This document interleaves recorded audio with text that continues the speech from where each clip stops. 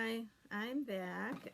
I wasn't sure if I was going to make it back before my surgery, but I do feel like I want to have a video showing my teeth so that you can see what I'm actually working with and why I'm choosing to get the snap-in dentures at a somewhat young age. I'm 34 and I have 4 kids. I'm married and very happy in my life otherwise, but my teeth are the one thing that holds me back and has held me back since I was about 21 when they started breaking and just I couldn't save them. I've been trying to save them for years.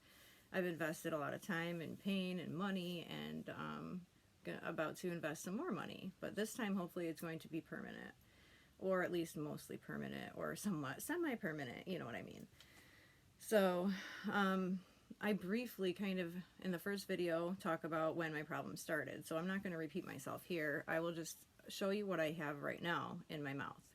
So I have my lower 6 teeth, except one's broken at the gum line and it hurts, and that one is decaying and about to break. So that is about exactly what happened to each of the teeth one by one. After my molars were gone and my lower partial didn't fit right and I wasn't wearing it, I was always using the teeth that are more in the front to chew, and that is not good for your teeth that aren't meant to be molars. So it wears them down, and that's what happened.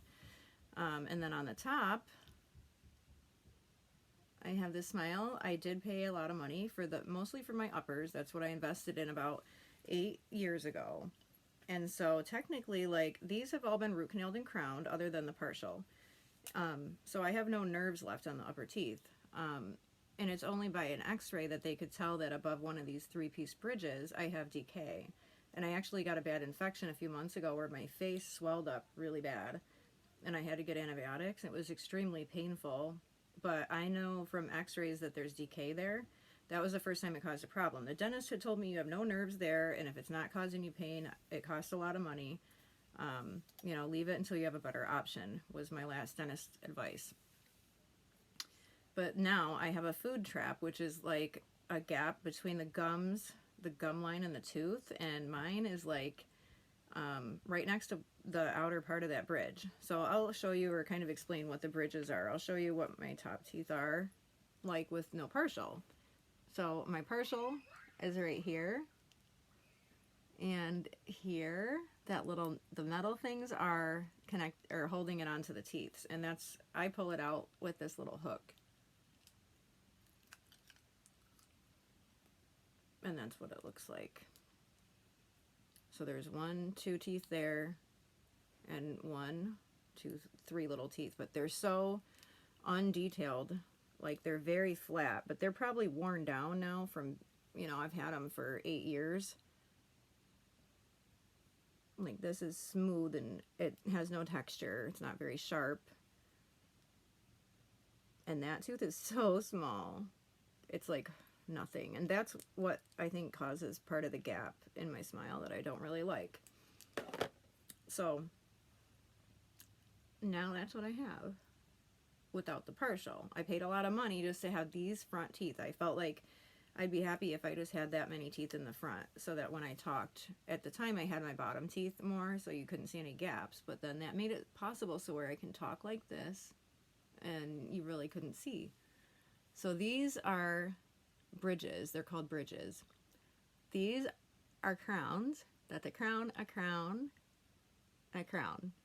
So these are all crowns too, but the difference is that this tooth is here. That's my real tooth still there. They didn't pull it, but this tooth is pulled. So there's no tooth above that. And then this is a real tooth that's crowned and has this, it was root canaled and crowned. So this, and this is all attached. This, and this is all attached. So I can't floss here and here, and I can't floss here and here. I have to use the threader floss that goes up in your gums, kind of. And I was thinking about showing that, but I don't know where I put it. So it's just like pointy, and you have to stick it up in between the gum line. But the food trap that caused my infection is happening between this tooth and this tooth, right in here, and it's up behind my tooth, and it's like a gap that things get in. And it's painful like every time I eat. So when I put this back in, I got my smile. And for a long time that was enough, but it takes a toll on you emotionally, and my teeth are affecting my health a great deal. So I'm doing the mini implants, not for cosmetic purposes at all, but for health purposes. And I'm hoping that it will help improve the quality of my life, which I know it will physically, and I know it will mentally, because this takes a toll on anybody that's going through it. It doesn't matter if you're male or female, old or young. Nobody wants this to happen. You don't want to lose your teeth. But it's probably worse having to live with them the way they are. And I've been really scared about this whole situation. And like when I went to my appointment initially, I was going for future information to get a pricing estimate and to find out how they prefer to do the implants, if you can still get them done if I were to get dentures now instead and wait a couple years to be able to pay if I was more able to then. But my doctor prefers to put the implants in the same day as extraction or at the same time. So I'm going to a doctor that will do everything in one day. So it saves me having to go back for more appointments or having to live without my teeth, hopefully. But I am concerned about that. The one thing I'm concerned about is that these are immediate dentures. So when I go in, if I get there a half hour early, they give you a Xanax, a Percocet, I think, and a Benadryl. And then I'm not getting put to sleep with anesthesia. I'm having nitrous and Novocaine, obviously. And the first time I'm going to get to see my teeth will be this Monday when I go in for surgery, because I haven't seen them yet. And the appointment was such a blur because I thought I was going to get just future information. Like, I didn't have my hopes up. And when it came through that it could happen, I was like, like, I really started crying. I couldn't, especially when the doctor had to call my husband and get the approval the okay from him to get the loan that we got. And my husband said, of course, I'll do anything for my wife.